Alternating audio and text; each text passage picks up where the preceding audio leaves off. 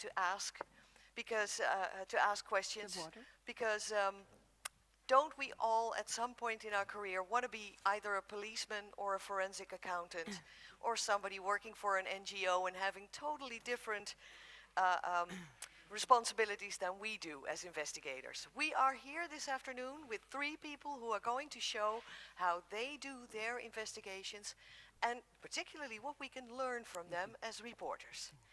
Because there is a lot to learn, and we often have a tendency to just look at each other if we are already looking around to learn from, but we can learn a lot from these people. I'll briefly introduce them one by one as they come up to the microphone. They will hold a short presentation and then we'll open it up for questions. This session is live streamed. If you don't want to be in the video, well, I'll ask you not to stand up and not to show your face. So if you are going to ask a question, you will know that this will be streamed live, and so other people can learn from these 3 great people as well. I have here in the reverse order of appearance, Joe Davidson, Jim Mintz, and Anne Koch. And I'll start with Anne because ladies go first, right? No. There was a different reason for putting Anne up first. Anne works for Transparency International. She's the regional director for Europe and Central Asia. And she is responsible for supporting the work of about 45 autonomous chapters. And she leads a team of Transparency International in Berlin since 2011. But she has a long history as a reporter, a broadcast journalist. You used to be deputy director of the English World Service of the BBC for a long time, right? Yeah. So you know what journalists want and journalists need because you were one yourself. You probably can explain to us what an autonomous chapter of Transparency International does, what it is, and please show us how you do your investigations and what we can learn from you. Thank you very much. It's great to be here. I am indeed the director of the Europe and Central Asia Regional Department of Transparency International, which I don't know if all of you know, is a global anti-corruption non-governmental organization. And I was previously a journalist. It's absolutely marvelous to be amongst journalists again. I'm going to talk about some practical tips and tools, which is what the subject of this session is, that come from the national organizations that make up Transparency International. So in my region, for example, TI Norway, TI Azerbaijan, TI France, and so on. Not all of them in the least carry out investigations, but some of them do, and it's from those that I'm going to talk about some practical tips and tools. But before I do that, I just thought I would make a few observations as a way of introduction. And, you know, I think all of this will lead to really look at how the work of an organization like Transparency International or other NGOs can dovetail with the work of investigative journalism. So the comments I wanted to make just briefly before we get on to the more practical tips and so on are, first of all, one about impact. I mean, corruption rather, by its very nature is secretive. If you think about it, it's what TI works on, it's what many of you work on. It's secretive, so you can imagine the crucial role that investigative journalism plays in uncovering corruption. And corruption obviously is everywhere. I don't need to give you the examples. It's all over the news headlines at the moment. But the impact that this makes has been talked about even at the beginning of this, at the conference. But I just wanted to share with you a survey that TI did, showing this the incredible importance of investigative journalism to the fight against corruption. And it was a survey done of business people in 30 countries across 13 business sectors, from mining, banking, and so on, trying to find out what business people thought was the most effective tools for fighting corruption. And they were given 6 options to choose from, including corporate compliance, anti-bribery laws, international treaties, and there were 3 others. And what do you think came out on top? Virtually everywhere. It was investigative journalism. So one of the, and this is by business people who are being asked what they're worried about in effect, or what creates impact, what uncovers corruption, and business people in this survey are saying corruption. Its importance in this is obvious, perhaps.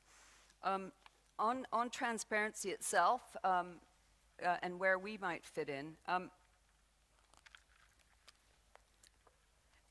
basically it's about 20 years old, and it started really trying to raise awareness about corruption as an issue itself. 20 years ago it wasn't really discussed. Then went on to try and bring in laws in many countries in the world, and global laws and so on. Then started in some chapters just to work with other people, to work with citizens. And all of these areas continue. But we've reached a stage now where we realize that it's been 20 years and corruption hasn't really gotten any better. In fact, it's gotten a lot worse. And it's at the point now where we have to try and narrow the space where the corrupt can operate and operate with impunity. So this in a sense, takes us to where investigation starts, if you like. To say that we're investigating now wholly as an organization, no. It's beginning. Some of the national organizations are beginning. So that's where we are.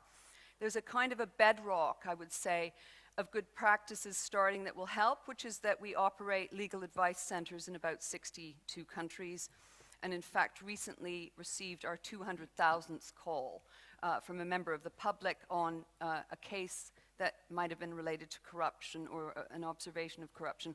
Although like most helplines and most services like this, there's also cases that have no relationship to what the helpline is about. So you get, cats in trees and help my grandmother stuff as well. But so there is some precedent for working on cases, and we really do need to increasingly work with investigative journalists. And my final introductory comment is just a small point, really, about the difference between an NGO like Transparency International, and there's many others, and investigative journalism, even if some of our national organizations carry out investigation. And of course, there's some blurred lines there. There are many nonprofit investigative journalist organizations, so there are blurred lines. But broadly speaking, it is very different, really, in some ways, if you are trying to change policy, if you're activists trying to change something, from being an investigative journalist per se, where arguably the story, exposing and reporting on the story is the final objective. So you could go and you can have a long conversation about what that means, but it means a lot of things. And in an earlier session today, I was lucky to attend, really interesting about whistleblowing. That came out as well, where, for example, sometimes it's not in the interest of a whistleblower to go straight away to the media. And this might also be the case of an investigation that an NGO might carry out, where it might be better for the success of the investigation to go to a prosecutor, for example. Okay, I'm going to turn to some practical examples, which comes, as I say, from work done by national organizations. I'm just going to try and find my notes, sorry.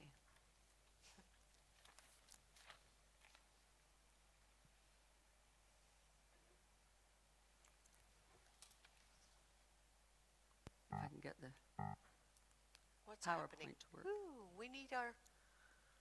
Turn it around, Anne. That might help. There Thank you you. go. Sorry. He had this nice little way of showing on the side. It's like, eek. It's happened before. So I've got 3 examples, one from TI Russia, one from TI France, and one from TI Czech Republic. And if I go on too long, please stop me.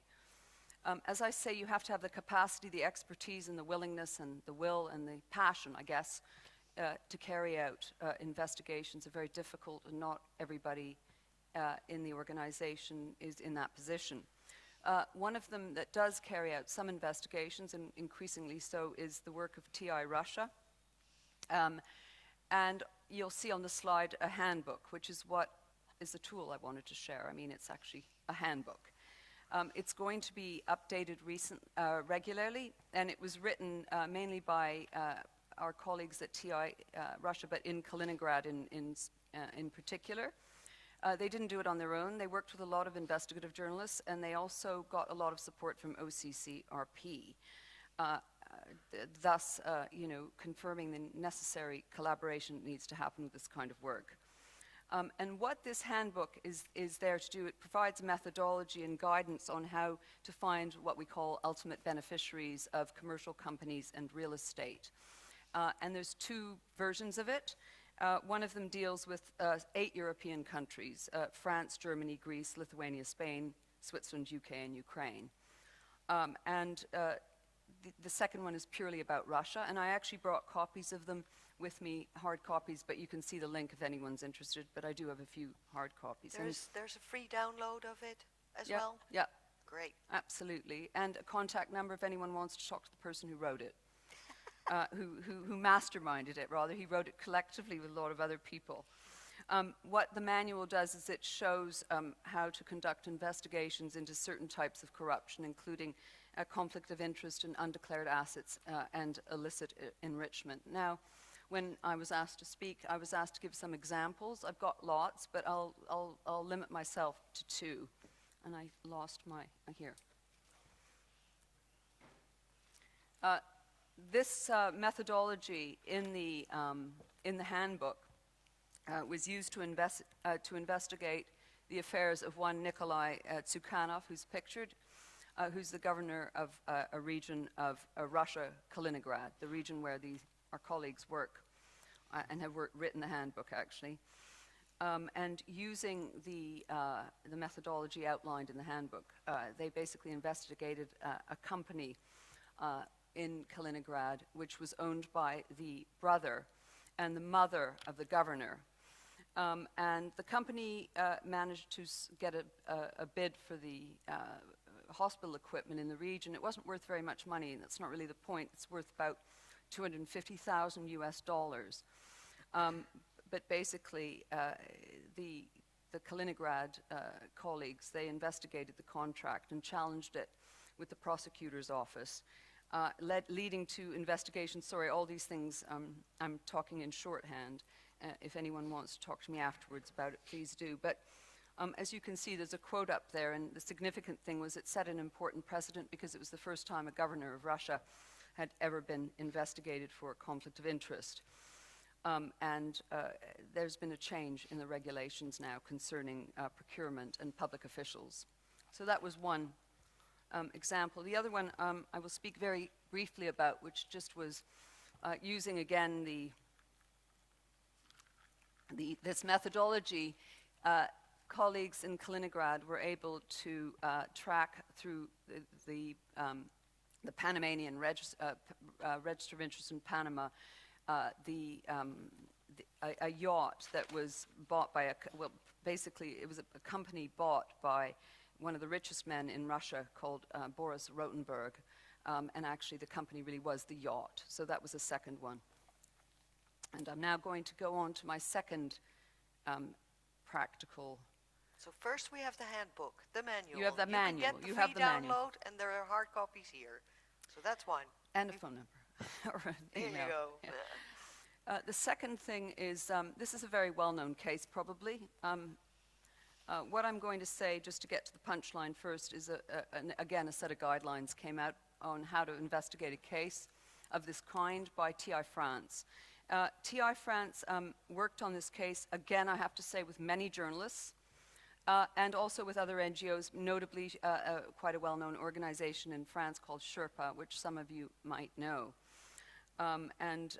This case is involves it's commonly known as the Bien Malaki case, which is basically means ill-gotten gains of 3 African leaders: Congo, Brazzaville, Gabon, and Equatorial Guinea. And what you see here, the case started in 2007 and it's still ongoing. I mean, this is massive, and a lot of property has been seized. What you see here is a photograph of 11 cars worth multiple millions being seized on a street near the Champs-Élysées, belonging to the rulers of Equatorial Guinea, the Obiang family. A lot of property has also been seized. The investigation is global.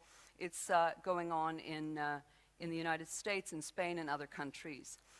And the TI France chapter wrote an 8-page document with, I have to say, not the most scintillating title, but it's called How Civil Society Can Act to Obtain the Recovery of Misappropriated Assets.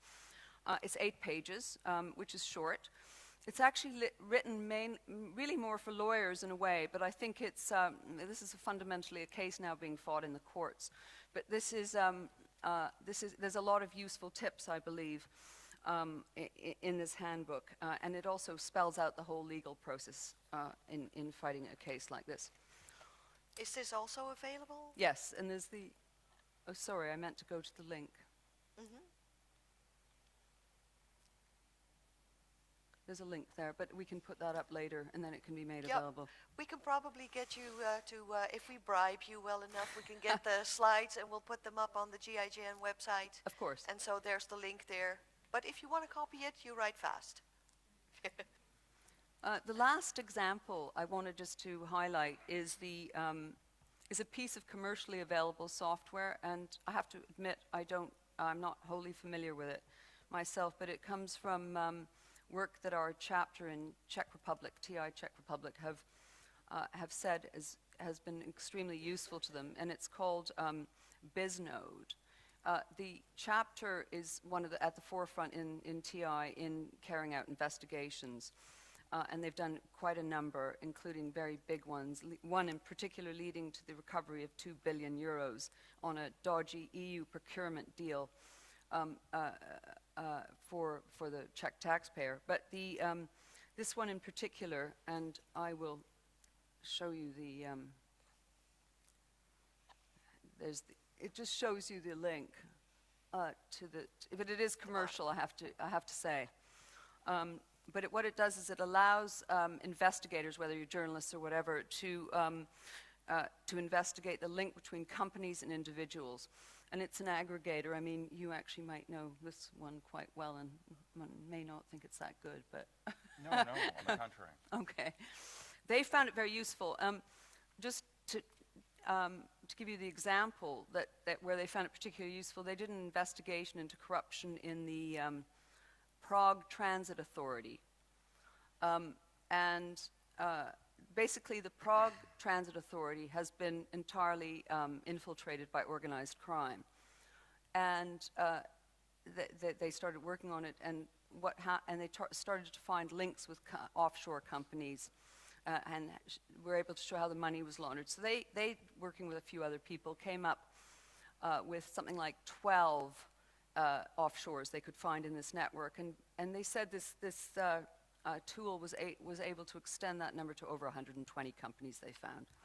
So from 12, about a dozen to 120. And again, as a result of this investigation, the mayor of Prague completely shook up the management, removed a lot of people, removed politicians from the board, and charges are continuing as we sit here.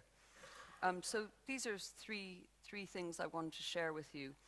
And I just wanted to end on one point, which is that although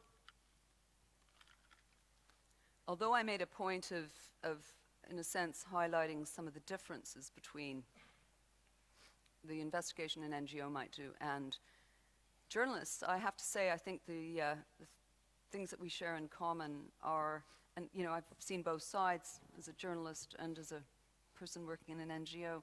The things that we share in common are much greater than the differences, and particularly in some parts of the world where both investigative journalism and civil society are being attacked very severely, and the space is getting narrower and narrower. I think it's incredibly important that where it's appropriate, we can work together. So. Thank you very much. And Koch, we will get your slides, so you will be able to look closer at the 3 tools that Anne presented. Do you think we're a natural marriage, NGOs and journalists, or is it a kiss but don't get married? Well, in a marriage, you always maintain your individuality, I hope. So, yes. So as long as we do that, Yeah. living apart happily. Okay, thanks very much. And she's still here for questioning for a little bit later. We go to Jim Mintz, and I have to put on my glasses again because I put this in too small print. I'm sorry. You are founder and president of the Mintz Group, which is since 1994 an organization that finds hidden business facts, it says on the website, if you look it up. It does due diligence and so much more. But your background is, I guess for journalists, really, really interesting because you have a background from the CIA, Europol, and the Volcker Committee that was investigating, for some of you it may be, something you worked on, the UN scandal that was dubbed, I think, Food for Oil, wasn't it? Yes. But maybe afterwards we can talk about it. You've spent more than 30 years conducting investigations all over the world for law firms, for general counsel, and at the moment you're also a professor at the Stabile Center for Investigative Journalism at Columbia? Right.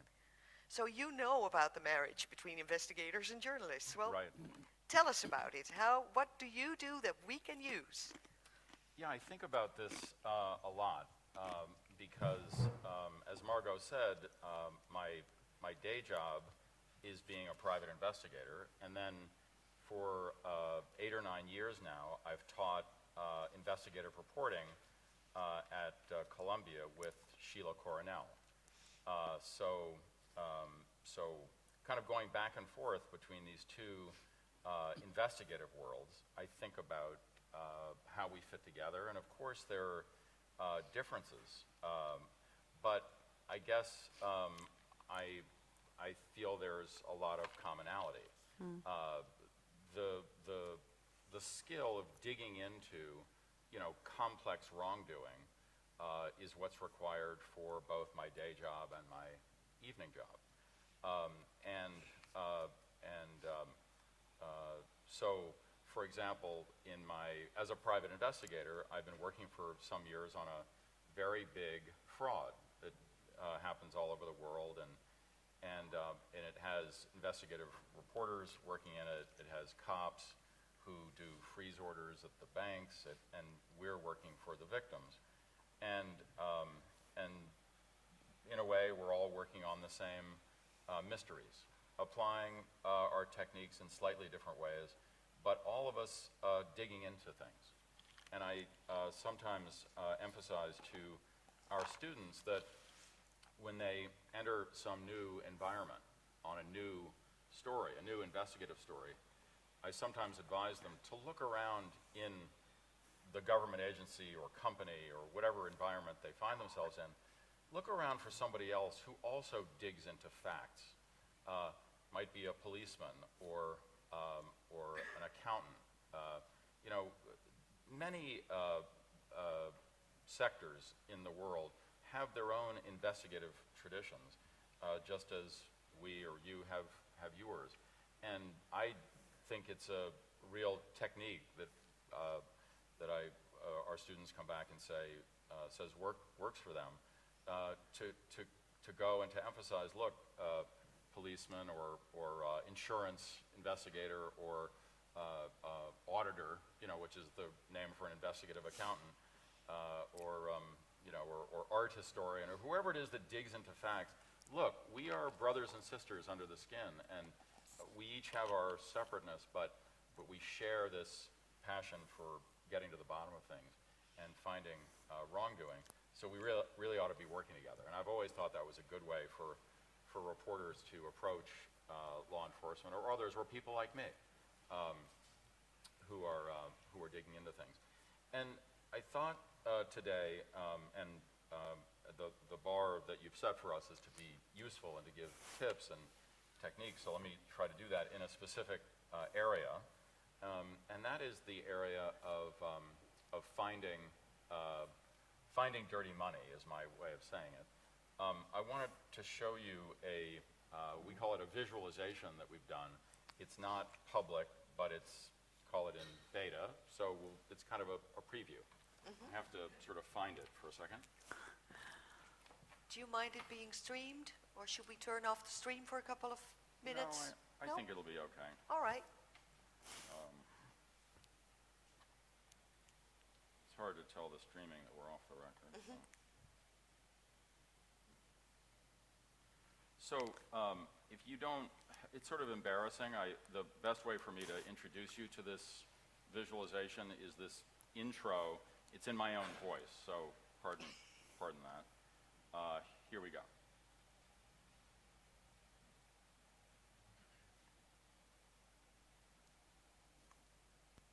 This visualization draws from the cases of 30 presidents and other top government officials from around the world who are the subject of widely publicized allegations that they enrich themselves while in office. We dug into how corrupt officials hide their dirty money, and we noticed distinct patterns in how they do it, and in how investigators find the money these officials hide away. We hope these insights help investigators, law enforcement, journalists, and NGOs trace and recover misappropriated public assets. Our visualization shows the 5 steps it takes to hide dirty money. As you take each step, we ask you to think like you're a public official with a payoff coming your way. I don't know why that happened. Lets you choose bearer shares to hide your new wealth, or untraceable bank accounts, or offshore front companies, etc. And each option opens up more choices for you, scenarios drawn from specific ways that our 30 officials hid their assets. Just flip over the cards to see how each scenario is real. Finally, we visualize how these hidden assets were uncovered based on prosecutions, lawsuits, and reports by public agencies. We link you to these documents so you can review them for yourself. In some instances, the public official has denied any wrongdoing, but our focus is on the money. We show you the specific investigative tactics that worked, busting the flows of dirty money at specific points in the 5-step process. If you want more help getting around our visualization, click on the tutorial link at any time. Otherwise, you're ready to start hiding dirty money and finding it. So let me show it to you. Please work. It's all good. Don't blame my poor old laptop. It's been written off already No, your for the laptop tax, but Your laptop is awesome. Okay, so here's what we found by studying these 30 cases. We found a real pattern that dirty money gets hidden in a sort of a 5-step process. First, down in the lower left, you have, of course, the public official has to find some opportunity to get paid under the table. Then, step 2, this is where the money starts to get hidden. We found in every one of our cases that the corrupt official did not hide the money himself. He had to entrust, and these are all men, had to entrust some friend or family member or lawyer or whoever with assisting him with this secret project of hiding the money. We thought that was interesting in and of itself. Third step, of course, the public official has to set up some kind of structure, almost always offshore, that's untraceable back to the public official. Fourth step, he has to move the money into the structure. And then fifth step, because it's no fun for money to sit in a dusty bank account, the money wants to come out and play. Fifth step, the money comes out and gets enjoyed in some way. So this is kind of the playing field that I want to kind of speak from today.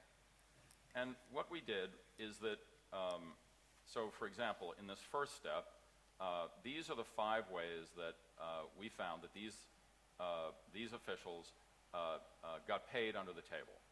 They took a bribe to steer a government contract to one bidder rather than another. They embezzled government funds directly. They seized some asset of their country for themselves. They sold things to their own government at some markup, or they gave criminals a free pass. Those are the 5 things that the public official did to get paid off. Now remember, in this visualization, at least at this point, we're asking you to think like a like a corrupt government official. So here I show you a scenario. Hey, corrupt official, insist that businessmen wanting a first meeting with your government come with a gift, a friendly gesture of $500,000 stuffed inside a briefcase. So we give you kind of a cheeky scenario, and then we click it, we flip it over for you, and show you the reality behind that. And that was President Moi of Kenya. And then down below, we tell you the story that we're referring to, and it's a hilarious one.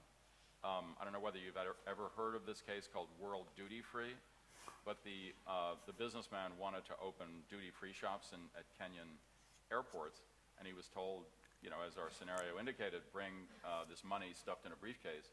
He was ushered into a gigantic room where he was told, leave the briefcase in the back of the room and come sit, you know, in front of the sort of throne that Moi occupied. He did that, so the briefcase was behind his back. They had a short meeting. He got up. His briefcase was in the back of the room again. He picked it up and left. And on the way back to the airport, he looked in his briefcase again. The money, of course, was not there, and it was filled with ears of corn. And he turned to the intermediary that had told him to do that. He said, what's up with this corn? And he said, well, you gave the president a gift, and he gave you a gift.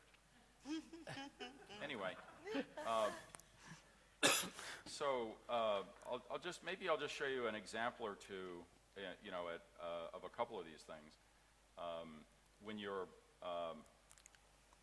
you find your government agency has a pool of money to invest, grab a commission in the middle of the investment.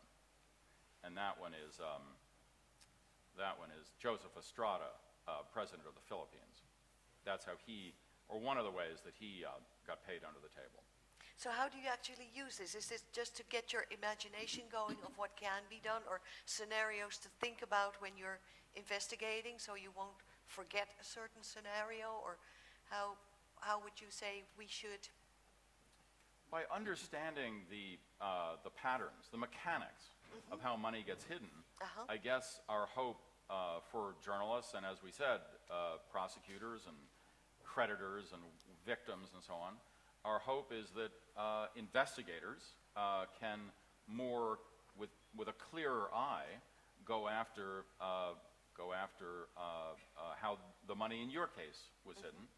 And then in a moment, I'm going to flip the whole scenario over. We're going to talk about finding dirty money. I'm going to turn it red. Your battery's going flat, so you better put it onto the mains before it goes flat. Thank you very much. I'll do that while you speak, Jim, because I have my cord here. Go ahead. Continue. Thank you. Very, very keen eye. Yes. Yep. Thank you. No, you go ahead and keep talking. Yep. Okay. You have 5 more minutes. In a moment, I'm going to show you how sort of advice for investigators. But let me just show you a couple more. Remember, this is step 2, identifying someone to trust. And you know, we found that these, in our 30 examples, they trusted family members, friends to help them hide the money, lawyers. We thought accountants would come up more often in asset hiding. We found them almost never, but we found lawyers in many, many cases. So make of that what you will. Maybe the corrupt officials think that lawyers have to protect their secrets better or whatever. And sometimes we find the corrupt official went to one of the people who was bribing them and asked that person to hide the whole flow of bribes. And we thought that was interesting. In other words, they have a kind of an under-the-table relationship with someone, and then they use that person to structure the rest of it. Then, you know, we move on to setting up the structure, and we found the following categories: untraceable bank accounts, of course, impenetrable companies and trusts, bearer shares, used to be more popular than they are now. And then we found a number of examples where the holder of the bank account didn't even exist, where the corrupt official had invented some entirely fictional person. Maybe I'll show you one example on impenetrable trust. I went too quickly. Hey, corrupt official, get your banker to create a trust with you, confidential client number 2, or CC2 as the secret beneficiary. It's the trust, not you, that creates a company, and this company, not the trust, opens a Swiss bank account. and that was Raul Salinas in Mexico. So I guess, Margo, that kind of example where we're showing the mechanics of how money gets hidden, and we think it's happened over and over again in a pattern, would we hope be helpful, because you could look for that pattern yourselves. Then the money gets moved into the structure, in the following categories. We saw real estate come up a lot. Save time, corrupt official. Instead of taking your bribe in cash and then investing it in real estate, use your front name and take the payoff in ranches. And that was a governor in Mexico, Yarrington. Moving the money in cash, leaving quickly with gold and jewels. And then my last one, enjoying the money. The categories that made the most sense to us are shopping, buying cool vehicles, buying residences far from home, living like a king at home. And interestingly, some corrupt money gets spent just consolidating the political power of the corrupt official. And we had some good examples of that. Let me move quickly to what I hope is a more useful category. If I flip the whole scenario over, it's this same playing field, this 5-step process where these people got caught. And so here's one that got us going on this whole way of looking at it. Here's our advice, investigators. Interview those involved in building the president's luxurious chateau. They might be proud to talk about their prestige assignment. And that's literally what Sheila Coronel and her colleagues did in the Philippines that helped bring down the president of the Philippines, Joseph Estrada. And maybe I'll underline this point because I think it's the kind of useful tip you're thinking about. Real estate comes up a lot as the ultimate place where corrupt money goes. And of course, there's a structure built between the corrupt official and the real estate to keep it from, him having to answer for this luxurious mansion or whatever it is. But in many, many cases, the interior designer working on that house or the architect knows exactly who the beneficial owner is, because the Joseph Estrada, who was building a mansion for his mistress, has to go to the architect or the interior designer and say, my girlfriend wants this kind of marble in the bathroom, not that kind of marble. So the beneficiary has to come out of the closet just for that one person. You have 1 more minute. I'm sorry. So, the other thing about real estate is that it takes a lot where was I going to show you? It takes a lot to protect yourself from this kind of knowledge. Check who's receiving a property's utility bill, and then research whether that person exists. It might actually be the public official's alias. So there's just a lot to running real estate in a secret name, and we can take advantage of that. From one end of this to the other, there are vulnerabilities, that people have. Here's an easy one. Interview the losing bidders for a government contract. They might have information about how the winners won, and that was something that was done brought down this gentleman from Nigeria. Is that enough to sort of give you a sense of it? Well, I guess it's for now, and we come back to questions. And it's out there on the website, and it will be soon. It will be soon. So Yeah. if we use this URL, we won't get there yet? No, but Darn. if you give me your card, I'll sort of let you know when it's out. Cards afterwards. Let us know at GIJN, and we will put it on the website of GIJN as well when it is out there. So this is a way of thinking in scenarios, going one way or going the other, hiding and finding to help you not forget certain scenarios. Real life is always better than what we make up, right? Yeah, I'm sure. The third person I want to introduce to you is Joe Davidson. And we have, such a special array of people here, because you are the other person we all want to be. We all want to be a former FBI person, or an FBI person and still having all these, all these tools that we can use and we don't have as journalists. So you used to be an FBI Supervisory Special Agent, it says. 30 years of experience in FBI in managing investigations. You are currently a contractor in investigations. You take on, so if I want somebody investigated here, I can come to you? No, I don't do that anymore. You don't do that anymore. Okay, too bad. What do you do? Tell us what you do. Tell us one trick that has always helped you, and what we can learn from your type of investigations. And even though we don't have, you know, the badge and the gun that you used to have. Go ahead. If you don't mind, I'd like to stand up. You stand I'm up, not used to sitting please. down for so long. Good afternoon. Thank you for having me here.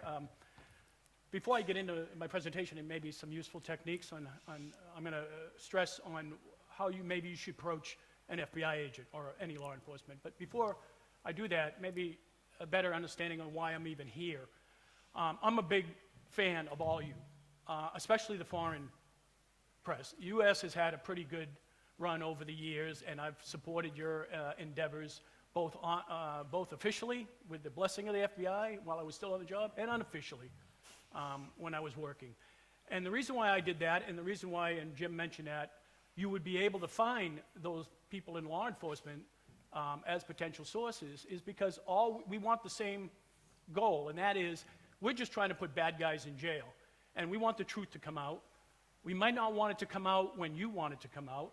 That's the little juggling act if you're in a relationship on when you should go to print or video on it. That's something you need to work with. But in my career, it's been quid pro quo. I've had some wonderful reporters that have done some excellent stories on my cases that I was then able to use when I went and interviewed a subject, because there were things in that particular article that I had no idea about. I don't know where the reporter got it from, but I'd go into the subject and just throw down the newspaper and say, hey, if you think that reporter, how much you think the FBI knows? It worked. It worked so many times I can't tell you. And I would go to those reporters and I'd say, great story. And I would then help them out in cases. And we would develop this relationship over the years. And I'd say the last 15 years of my career, I had a very good relationship. In particular, Dave Kaplan, who's obviously a very important person here in this GIJN. GIJN. Dave did an article on me in a Russian case that when they were stealing from the Treasury back in 1995. It was a U.S. News World Report. I had officially got the permission to talk with him, and I gave him information. As a result of that contact, I felt he was very trustworthy, and then I was able to give him information on the side, against FBI rules, by the way, but not against the law. I never gave him grand jury information. That was very important. I had to make sure that I always vetted that information. But the idea is that we want the stories. Most law enforcement are moral, honest, and they're hardworking, and they're the protectors of the citizens. And they really take that to heart. And I've met a number of officers in Russia and in Serbia that are like that. And sadly, their investigations don't get out because they're getting squashed by corruption. Just like in the United States. My case, this Russian case, got squashed by what I believe to be high-level influence by the Clinton administration at the time. So we want the truth out. That's all we're about. And so my practical advice is, okay, well, how are you going to develop that relationship? Well, if you do a good story, and an agent like myself reads that story, and they feel it was done properly and honestly, that will be the person that, if they come to me, if it's a story that I have some connection to and they get the permission to talk to me, or they meet me someplace in an informal setting, and I'll get to that and how you can do that, I'm going to talk to that person. A good example is there were two reporters.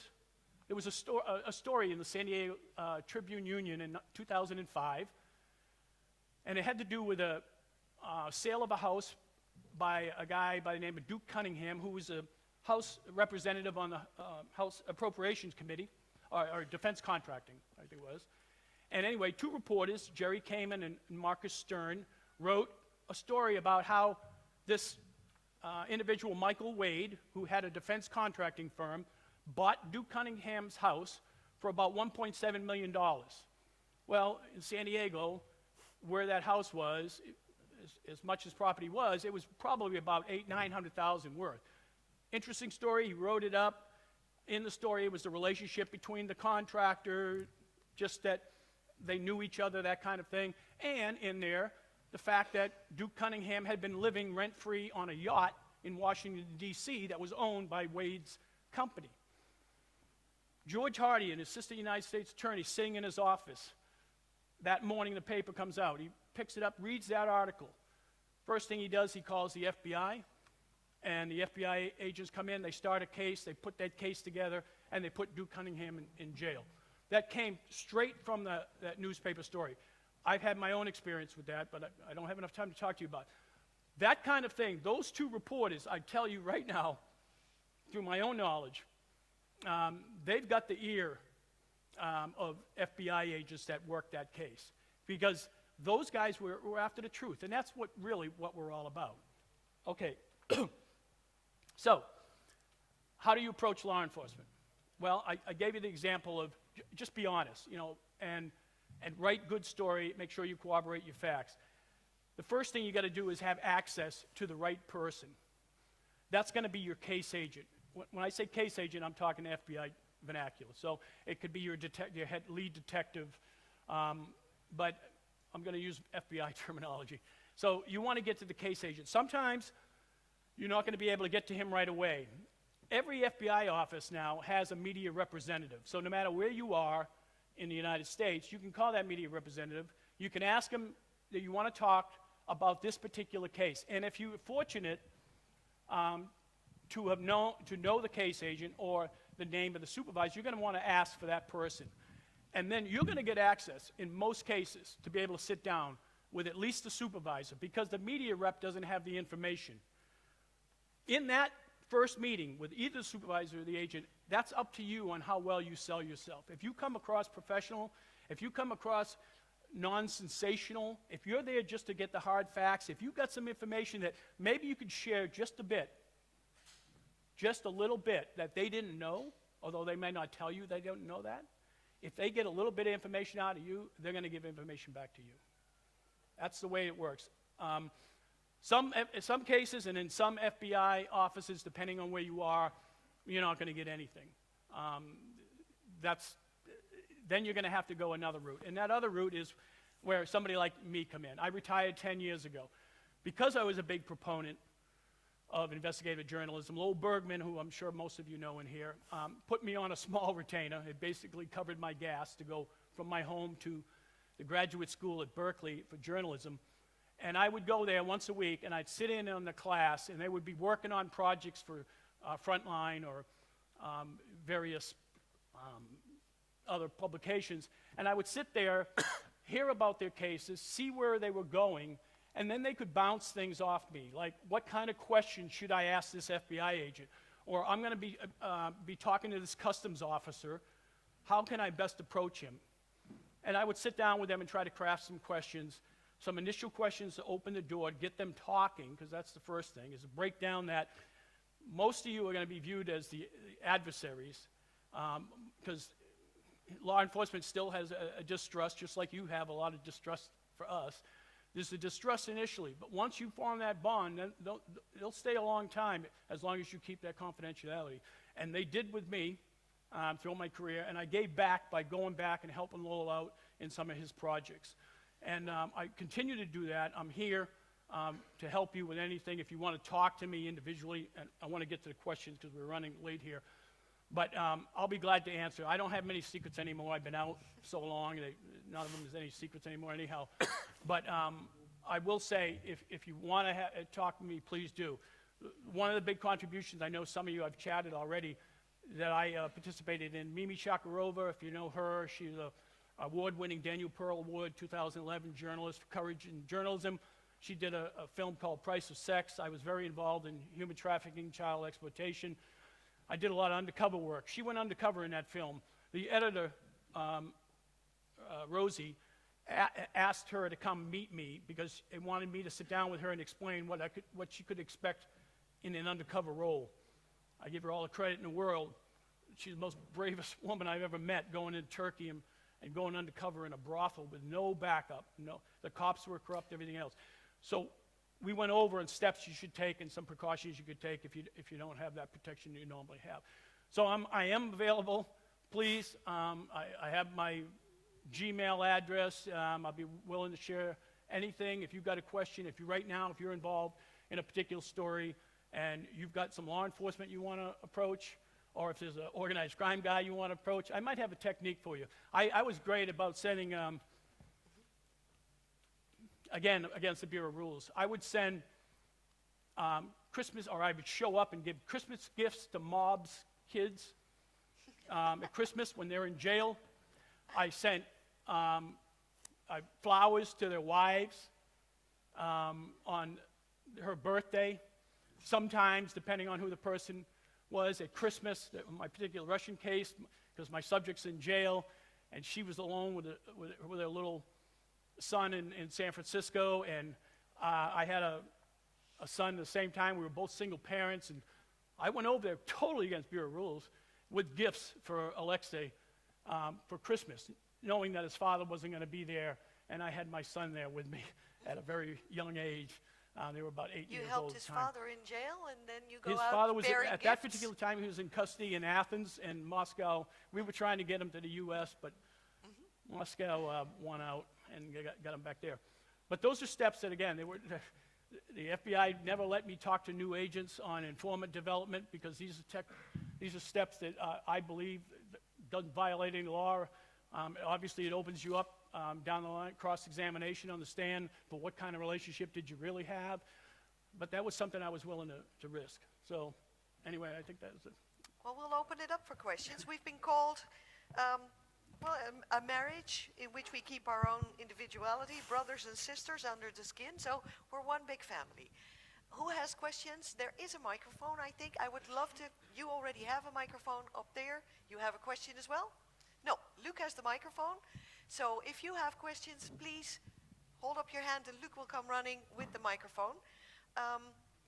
I have one question for Anne to start off with, because I know from my colleagues, investigative reporters, there's often a lot of apprehension about journalists working with NGOs.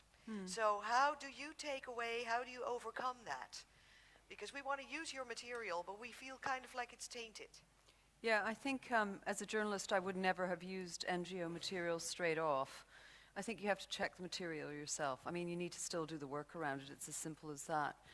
But I mean, there's no reason why you can't start with work that NGOs have done and start to look at it critically and skeptically and do what you like with it. A lot of stories come from NGOs. You can see their traces all over in journalism. But I mean, the question is, if you just take it and then run it, no. But if you actually check it yourself and maybe further it and ask lots of questions, I see nothing wrong with it.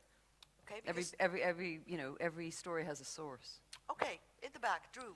Hi, quick question for Jim. Jim, we're dealing more and more with business intelligence and PI firms, both as adversaries and as kind of organizations trying to work with us. How do you tell a good one? They all say, oh, we don't work with organized crime, we don't represent them, we filter our people, but how do you really know who you can work with and who you can't? Yeah, the community of private investigative firms has gotten as big and as various as maybe the legal community. And just as you would be skeptical and have to do some due diligence before you talk to some lawyer who appears on the scene, you've got to do that with an investigative firm. And I think we carry our past and our reputations around with us on Google, like everybody. And some work will yield you, what the reputation really is. And then, as Anne is saying with NGOs, I'm not recommending that you blind yourself to the interests of an investigator. I think you should go into any relationship, with skepticism and confirm, whatever it is, and then find out for yourself if you can trust somebody. Okay, Steve? Steve Bradshaw. I'm an independent journalist in Britain. Worked a lot for the BBC. One for you, Jim. I've in the past found, for example, the Bureau of Alcohol, Tobacco and Firearms incredibly helpful in the States. I found the State Department very helpful, including the bits of it that are kind of CIA-facing, like INR and so on. I haven't found the feds terribly helpful in the past. I worked, for example, stop me if I'm saying anything I shouldn't, but I worked with Anne on an investigative documentary on the Pinochet-Letelier affair quite some years back in America, and I think while we may have had a meet with the FBI, they were not terribly forthcoming. I'm just wondering if what you say about them being helpful is largely because you're talking about American media representatives, and they may be less helpful with foreign ones, and if so, what can we do about that? What's the sell? Okay, I'm I gonna- think if yeah, I'm paraphrasing the question, Steve is saying he didn't find the FBI all that helpful in the past, but maybe that's because what you're talking about is the FBI in the US. So what can we do to also make, these agencies better and in talking to us in other countries than the States? Do you have any experience with that? Well, yeah. The last 10 years, I was 5 years in Serbia. Montenegro was one country when I got there. I split. Wasn't because of me, I guarantee you. We never But know. Serbia, Montenegro, and then the last 3.5 years, I've been living in Algeria. Yeah, it's a whole different beast. And what I do there is I work consulting, mentoring emerging democracies, or and try to get their law enforcement up to speed under the rule of law, how to conduct, instead of beaten interrogation, instead of illegal wiretapping, et cetera, et cetera. I don't know. Are you talking about FBI in the United States? You, what office and what level did you talk to?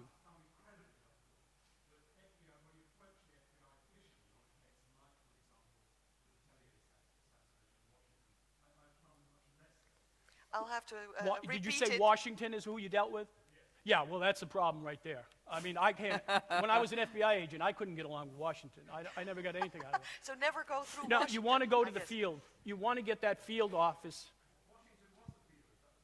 Oops, What? Washington was the field. You were WFO, Washington Field Office, or headquarters?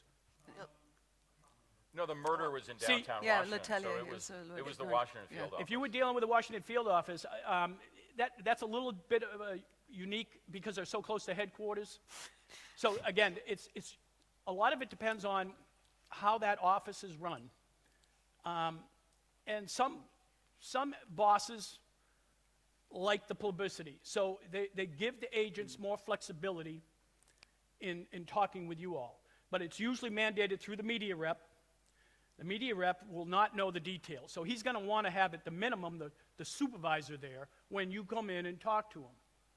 You're going to want to ask for the case agent at some point. That supervisor will bring that case agent if he's also a fan of the press, or at least wants the story out. And that's how I got involved. My supervisors were very open to you all because they had success when they were, we call them brick agents, working agents. Before the when I became a supervisor, I did the same thing. I let my agents, they got on TV, they did, especially in the child sexual exploitation online stuff. They were on TV, they were in the print all the time because I wanted it out there. We got sources out of that. So we use your information that's out there to the public to develop new sources. It's like selling So and buying, maybe right? you could talk with me after and give me some names and I might be able to help you. It's like a market. You sell, you buy. You have something to sell to That's right. the feds as well as... Although I believe Yep. this is being live streamed, so I might have just cut my contact off out there. I have a question in the back, and then I have a question here in the front. Yes, go ahead. Hi, Karen from China. So I have a question for Jim. I noticed that there's a office in Beijing, and 2 years ago, I don't know if you have noticed that there's a... Will you keep your question short, please? Sure, sure. Yeah, please. So there's a British person who was arrested for illegal data. So I wonder whether you have any problems when you did such investigations in China, and how did you manage the risks because This of the a question government? for Jim? Yes. Thank you. Experiences in China. That guy got caught up in a kind of a political situation and was accused of getting certain kinds of documents that that they said he shouldn't have had. So I think the lesson of that is that one needs in China to be very careful about what kinds of documentation you get, even if you can somehow get your hands on certain things. You don't want those documents because they bring trouble, and we're very careful in those ways. Thank you. I have a question here, and then I have a question here. Sorry, please come up to him afterwards, and he'll go on about China for a while. Go ahead. Thanks to you all. I'm Eva Simala. I'm currently a freelancer and writer in Finland, but I've been working in journalism in 4 different languages in different countries. Anyway, this is quite interesting that you say that, well, you shouldn't trust NGO sources as such. We have to remember, or do you think that an NGO as a source is less reliable than a private company or a stock-listed company? That's a question to all of you, I guess. Anne. No, absolutely not. I mean, no, I just think, and if you think about how journalism works, it questions all its sources. So I don't want to exaggerate the sort of, if you like, the risk in talking to NGOs. Quite the contrary. There's a great deal NGOs can share with journalists. But I think as a journalist, you check your sources. In that sense, I just am in a sense stating the obvious. I don't think NGOs are exempted from that general query that you would give to any source you have. So no, of course not. It's not any worse. In fact, my heart tells me that it's actually they're slightly better. Maybe if I was back on the journalist side, I might not feel that way. But yeah, no, it's not worse. Hi, Fouad Youssef at the Swedish Public Service Television. Short question for Jim. A beautiful visualization. Short question though. You said you investigated 30 cases, right? Or yes. Why 30? Why not more? Why not less? Is it just a funding question or a visualization question? Good question. We needed cases where the mechanics, the specifics of how they hid the money was available to us on the public record. And so we started with the World Bank's STAR database and sort of went out from there. The STAR database and some others because they told the stories of the money hiding in enough detail that we could get these kinds of mechanics. And that was about how many we, had that kind of detail. So we necessarily leave out also everybody's favorite cases maybe of corruption because how they hid the money is shrouded. Are you going to expand on this? Are you going to add cases as you come across them that might fit your visualization? Well, people have been offering us their cases, and we're open to that in a kind of an update sense, so please do. But just remember that, a tough criterion, that it's not the details of the corruption, it's the details of the money hiding. Right. Can I just add something there? Because we're just about to launch a competition. I mean, it's a campaign thing. It's not investigation, I hasten to add. But a competition for corruption cases where people can send their best cases in. And they won't unfortunately all be able to go on the website or be publicized because actually in some of the countries where we have the most corrupt people, we also have the most danger to our activists. So we have to weigh it up against whether or not it will endanger activists in the country. So you can think immediately of some of the really corrupt people that won't appear, unfortunately. But we will be launching it, and I'll provide that link as well. Please do so, and we'll send all our favorite corruption cases to you. I have one more question here, and then we have to stop, unfortunately, but they will be available to you afterwards. Give them your card, and you can ask them more questions. The last question is for Fabian. Yeah. Fabian Gartmann, I'm investigative reporter in Germany. Just a short question for Jim. Beside that 30 cases, if you make your own investigation, what is more important for your daily work? Is it human sources or is it data and records for finding money and, funds? With apologies to my colleagues from Colombia who have, moved increasingly in the direction of emphasizing data, and I think our agenda at this conference emphasizes that. I am still a bigger believer in the fact that genuine secrets are still, even in the internet age, even in the age of big data, still in the heads of our fellow human beings. And we have to be really, really good at getting them to give up those secrets. You agree? You're nodding? Oh, 100%. That's why I brought the story. Sources, I was going to start out saying, oh, you want to solve case? Easy, do a wiretap. Oh, that's right, you can't do it. Oh, then how about paying $100,000 to a source? Oh, you can't do that either. I could when I was on the job. But you know what? Over 1,000 cases I worked, I can count on both hands how many wiretaps I actually did. Most of my, 95% of my cases is because of source, a real body source. You got to have that source. Cultivating sources is everything. That's it. That's it. Yeah. Still, Data is beautiful. It doesn't matter. Technology. But people lie, and that's great when they lie. Or you got numbers to numbers, a bank account, a deposit slip, a signature, whatever. You need sources. Thank you all three very much for sharing your secrets with us, and please do come up to them afterwards and talk with them. They're here for you. Thank you that you are here for us, and enjoy your afternoon and your evening, and have a great rest of the conference. That was fun.